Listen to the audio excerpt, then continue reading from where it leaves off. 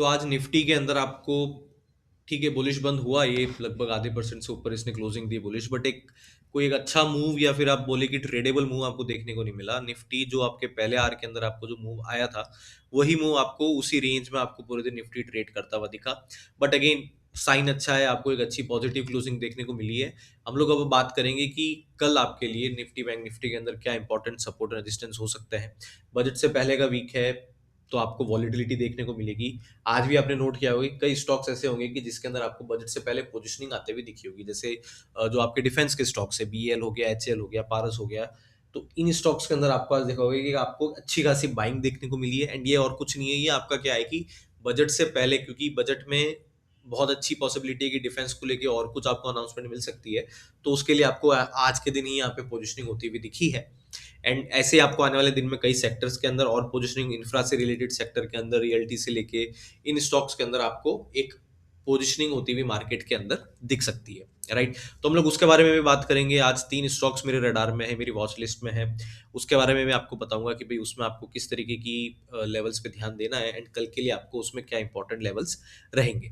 तो देखिए, पहले हम लोग आज सबसे पहले हम लोग बात करेंगे निफ्टी की। तो निफ्टी की अगर हम लोग बात करें, तो आज निफ्टी ने अराउंड 25,350 के आसपास की उसने क्लोजिंग दी है, जो कि एक पॉजिटिव साइन है आपके लिए। अब कल मतलब जो कल का आपके लिए इसके सपोर्ट है, सपोर्ट लेवल की अगर बात हम लोग करते हैं, तो नीचे की तरफ आपका जो सपोर्ट लेवल कल निफ्टी के अंदर निकल के आएगा, वो आपका आएगा अराउंड 25,150 के आसपास का, राइट। अगर मैं यहाँ पे 25,150 लगाता हूँ, तो आपको इन लेवल्स के आसपास एक इंट्राडे बेसिस पे आपको निफ्टी के अंदर सपोर्ट मिलेगा। एंड अगर ये ब्रेक होता है, तो आपको जो निफ्टी का नेक्स्ट साइकोलॉजिकल लेवल है 25,000, वहां तक जाता हुआ दिख सकता है। एंड ये एक बहुत अच्छा सपोर्ट मिलेगा आपके लिए। निफ्टी का 25,000 का काफी अच्छा साइकोलॉजिकल लेवल भी है।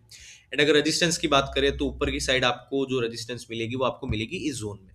वो जोन है आपका 25,450 से लेके 25,480 500 तक का। अगर ये वाला लेवल क्रॉस होता है एंड इसके ऊपर आपको 15 मिनट या आधे घंटे के आसपास मार्केट टिकता हुआ दिखता है, तो फिर आपको एक शॉर्ट कवरिंग की वजह से 25,650 या 700 तक का मूव भी निफ्टी के अंदर इमीडिएट बेसिस पे आपको आता हुआ दिख जाएगा।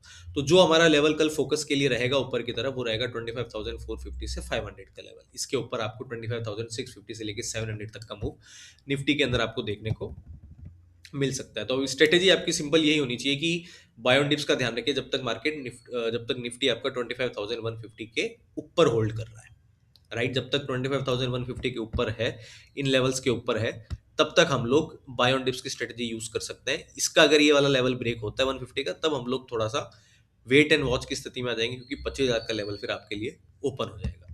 अब अगर हम लोग बात करते हैं बैंक निफ्टी की, राइट, बैंक निफ्टी अगर हम लोग बात करें, तो बैंक निफ्टी ने आज ठीक है, आज अच्छा आपको सपोर्ट दिखाया और 59,600 के आसपास इसने अपनी क्लोजिंग भी दी है। अब निफ्टी के लिए कल के लिए जो पहला रेजिस्टेंस आपका निकल के आएगा, वो आएगा, देखिए यहाँ पे आप देख रहे होंगे, मैं इसको यहाँ से मार्क कर देता हूँ हाइलाइटर से। आप देखोगे कि ये एक छोटी सी रेंज है ना।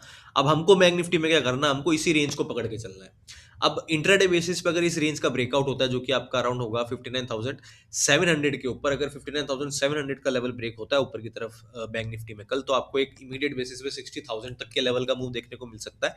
एंड 60,000 का जो आपका लेवल है, वो काफी अच्छा रेजिस्टेंस आपको रिएक्ट करवा सकता है, क्योंकि ये कि काफी बड़ा आपका साइकोलॉजिकल लेवल भी बन जाएगा। होल नंबर है 60,000 का नंबर है, साइकोलॉजिकल लेवल भी है, प्लस रेजिस्टेंस लेवल भी आपको यहाँ पे दिख रहा है।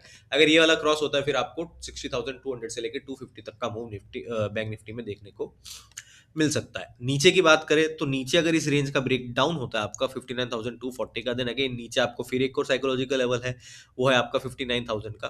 तो 59,000 पे एक सपोर्ट मिल सकता है। अगर 59,000 का लेवल ब्रेक होता है, मैं एक बार यहाँ पे 59,000 का लेवल मार्क कर देता हूँ ताकि समझने में आसानी रहे। ये आपका 59,000 का लेवल है। अगर 59,000 का लेवल ब्रेक होता है, तो फिर आपको 58,800 तक का मूव बैंक निफ्टी के अंदर देखने को नीचे की तरफ मिल सकता है, राइट। तो इन लेवल्स का आपको निफ्टी एंड बैंक निफ्टी दोनों के अंदर ध्यान देने की जरूरत है। और हो सकता है कि आपको बैंक निफ्टी के अंदर आपको काफी ज्यादा स्विंग्स देखने को मिले, तो स्टॉप लॉस को आप ना काफी स्ट्रिक्टली फॉलो करना, टाइट स्टॉप लॉस लगा के चलना, एंड टाइट स्टॉप लॉस के साथ ही एंड स्ट्रिक्ट स्टॉप लॉस के साथ ही आप इसको ट्रेड करना। अब हम लोग बात करते हैं कल के 3 स्टॉक्स की, जो मैंने आपको स्टार्टिंग में बताया था मेरे रडार में है। पहला स्टॉक है आपका, वो है रिलायंस का, राइट। हम लोग बात करते हैं रिलायंस की।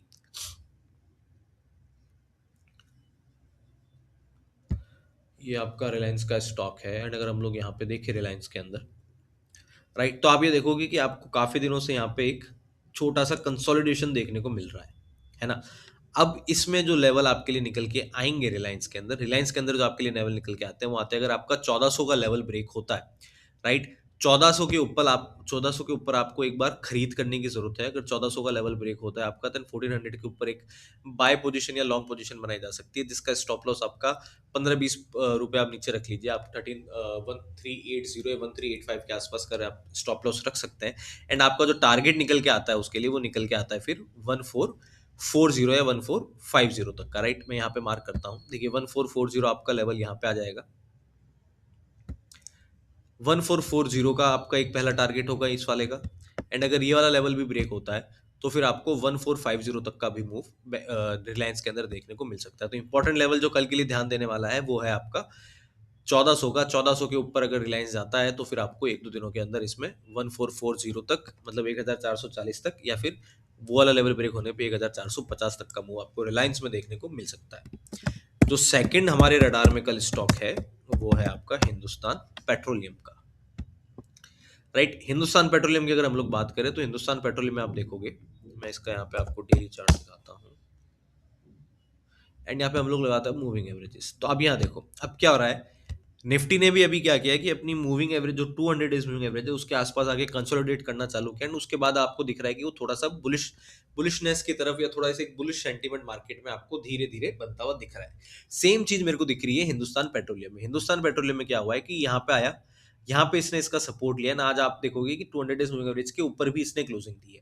अब इसकी जो सबसे बड़ी हडल है वो हडल इसकी 10 डेज मूविंग एवरेज की, जो आपकी अराउंड 437 के आसपास है।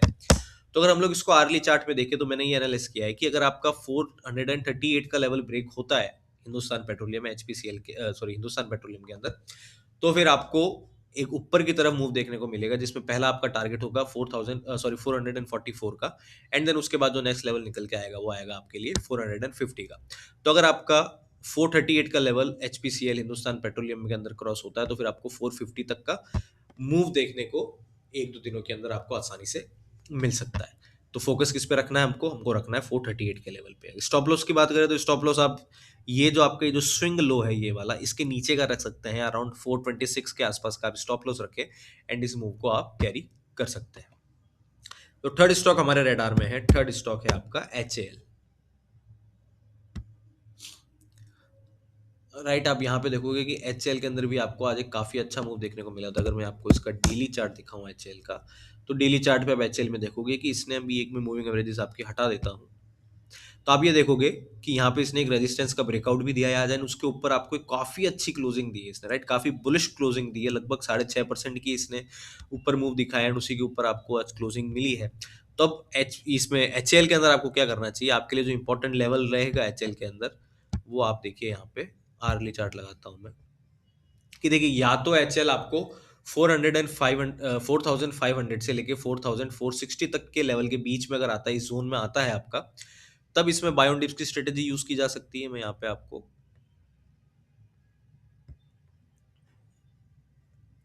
मार्क करके दिखाता हूँ यहाँ पे लेवल। अगर 4500 से लेके 4460 तक के लेवल आपको एच एल के अंदर नीचे की तरफ आते हुए दिखते हैं यहाँ से, तो यहाँ पे बाय ऑन डिप्स की स्ट्रेटेजी यूज की जा सकती है।